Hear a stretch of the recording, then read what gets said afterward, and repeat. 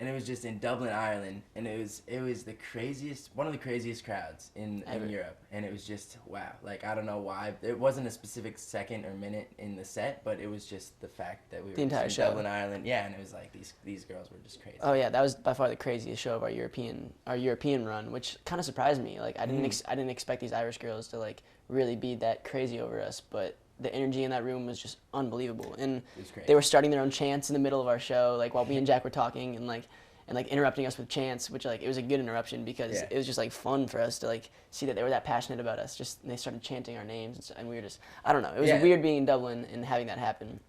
We totally like feed off of that energy, even if they interrupt us. You know, it's like they're so energetic, like it just brings us to another level too. I'd say one for me would be in South America recently. We were in our first city in Santiago, Chile, and outside of our hotel when we got there, there was already like I think 100+ girls waiting, which like just blows my mind because I don't know how they can possibly find out what hotel we're staying at before we even get there. That's just like, I mean, they have to be like really good sleuths, you know what I'm saying? And, you don't even know. And so that was just amazing because we were in South America, obviously, you know, thousands of miles away from home, in the very bottom part of Chile, in the southern part of Chile, and it was just crazy the fact that there was like 100+ girls waiting for us upon our arrival at our hotel, and that just like really made me like realize how big this is and how crazy it really is and how international it's gotten, and that was a cool experience. Same thing with Brazil, except at the airport, which like we never know how they know if we're at the airport, but like they knew we were coming in, and the security called our security when we were still in I think Buenos Aires, and they were like, you guys have to come out, like you can't come out the right terminal because there's too many girls. And like when we heard that, we were like, man, that's like great news, even though it's like bad news, but it's like that's great news. Like we have to go through a secret entrance to exit the Brazilian airport because there's just so many fans, and that just makes us feel so loved, and we love the sport, so it's awesome. Yeah. How do you guys stay humble and stay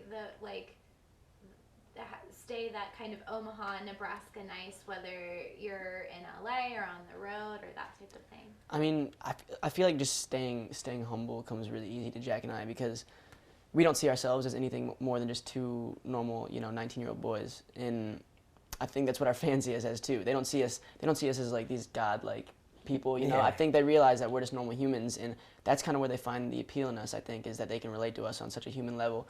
And, you know, I think once it comes to the point where you forget the reason you are where you are, that's when stuff starts going downhill, and that's when, you know, you start losing those fans and you start losing that real genuine connection you have with people. And so I think that just comes naturally and easily to Jack and I because we know why we're here, and it's all because of our fans, and it's all because of, you know, the dedication we've put in, and nothing more than that, you know. And so I couldn't say it better, but another thing that I think it, you know, to credit it to is just because we have each other to keep us, you know, reminding us of, like, remember 3 years ago, 4 years ago, when we were making Vines, and it was like a tough grind, and it was like really, really hard, and now that things are like starting to work out, it doesn't mean that we should just be like dicks about everything. I don't know if I can say that or whatever. Fine. But, you know, it's just like, why change when like we had so much fun in the beginning? Let's just keep it going. And sometimes when we're just having a conversation, it's nice because I remember just like, I can remember 10 years back, and like nothing really has changed at all. So it's just great to have a partner, and I can see like if someone did it on their own, how they might lose track of where they came from, but